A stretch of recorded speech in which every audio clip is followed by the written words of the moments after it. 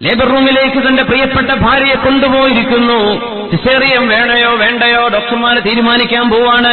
കുട്ടിക്ക് കുഴപ്പമുണ്ടോ ഇല്ലയോ ഒന്നും അറിയില്ല. പടച്ചവനെ, എന്റെ ഭാര്യയെ നിന്നെ ഏൽപ്പിക്കുകയാണ്.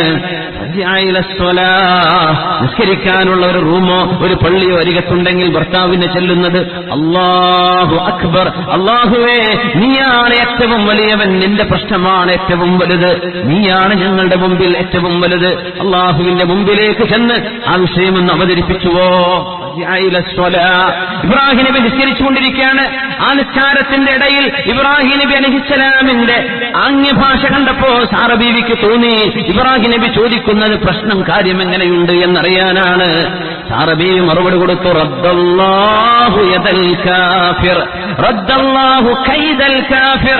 ഈ കാഫിറായ മനുഷ്യന്റെ സർവ്വചതിയും അല്ലാഹു മടക്കിയിരിക്കുന്നു. ഫീ നഹ്രിഹി വഅഖ്ദമ ഹാജർ. നമുക്ക് ഹാജറിനെ സമ്മാനമായി തന്നിട്ടുണ്ട്.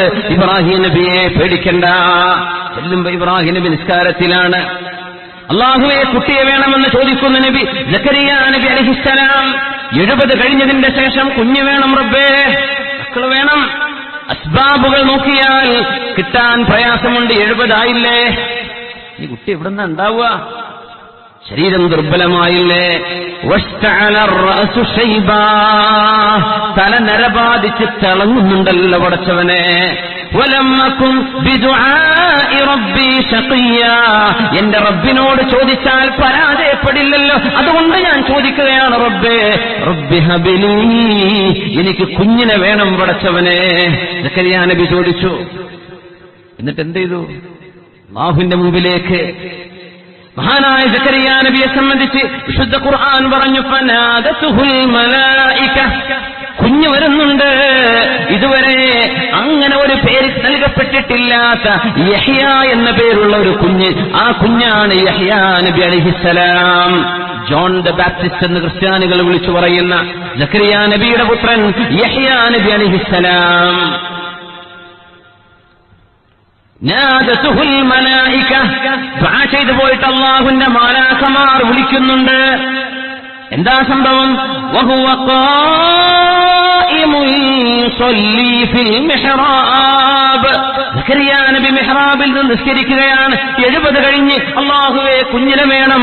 കാര്യകാരണങ്ങൾ ബന്ധിപ്പിച്ചു നോക്കിയാൽ കാര്യം നടക്കാൻ സാധ്യതയില്ല. അല്ലാഹുവേ, സബബില്ലാതെയും കാര്യം നടത്താൻ കഴിയുന്നവനാണല്ലോ നീ. മക്കളുണ്ടാവൽ അങ്ങനെയാണ്. അല്ലാഹുവിന്റെ ഇടപെടൽ തന്നെ വേണം. റബ്ബ് ഇടപെടണം. യഹബു മൻ യശാഉ ഇനാഹാ, അല്ലാഹു ഉദ്ദേശിക്കുന്നവർക്ക് പെണ്ണിനെ കൊടുക്കും. കല്യാണം കഴിഞ്ഞാൽ പെണ്ണിനെ കൊടുക്കുന്നാണോ പറഞ്ഞത്? ഭാര്യയുടെ കൂടെ കടന്നാൽ, ഭാര്യയുടെ കൂടെ ഒരുമിച്ച് ശയിച്ചാൽ കുഞ്ഞുണ്ടാകുമെന്നാണല്ലോ. യഹബു ലിമൻ യശാ, അല്ലാഹു ഉദ്ദേശിക്കുന്നവർക്ക് അല്ലാഹു കൊടുക്കും. ഇനാഹാ, പെൺകുട്ടികളെ. വാസിലത്ത് ബിനുൽ അസ്ഖഅ റളിയല്ലാഹു അൻഹു പറയുമായിരുന്നു, മിൻ യുംനിൽ മർഅ, ഒരു പെണ്ണിന്റെ സൗഭാഗ്യമാണ് ആദ്യമായ ഒരു പെൺകുട്ടിക്ക് ജന്മം കൊടുക്കാൻ കഴിഞ്ഞാൽ അത് പെണ്ണിന്റെ ഭാഗ്യമാണ്. നമ്മളെന്താ, കുട്ടി എന്താ, അത് വേഗം തിരിയും. ഉസ്താദേ കുട്ടി ഭാര്യ പ്രസവിച്ചിട്ടുണ്ട് കേട്ടോ എന്ന് മാത്രം പറഞ്ഞ് നിർത്തിയാൽ മനസ്സിലാക്കുക കുട്ടി പെൺകുട്ടിയാണ്. ഉസ്താദേ പ്രസവിച്ച ആൺകുട്ടിയാണ് കേട്ടോ, അപ്പം വേഗം പറയും ആൺകുട്ടിയാണെങ്കിൽ. അല്ലെങ്കിൽ അടുത്ത ചോദ്യം ചോദിക്കണം, കുട്ടി എന്താ, കുട്ടി പെൺകുട്ടിയാണ്, അൽഹംദുലില്ലാ. എന്തേത് ആദ്യം വരാത്തത്? അല്ലാഹു കൊടുക്കുമെന്ന്, മക്കളെ കൊടുക്കുമെന്ന് പറഞ്ഞപ്പോ ആദ്യം പറഞ്ഞത് പെൺകുട്ടിയെ.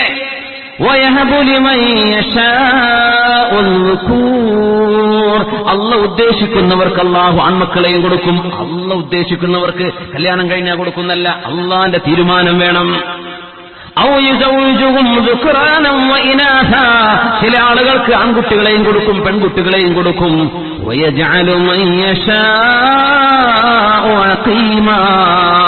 ചില ആളുകൾക്ക് മക്കളെ അല്ലാഹു തീരുമാനിച്ചാൽ കൊടുക്കുകയേ ഇല്ല. അല്ലാഹു തീരുമാനിച്ചാൽ പിന്നെ അങ്ങനെയാണ്. റബ്ബിന്റെ തീരുമാനം കൂടെ, മശീഅത്ത് കൂടെ ഇടപെടണം. അസ്ബാബ് മാത്രം ഉണ്ടായിട്ട് കാര്യമില്ല.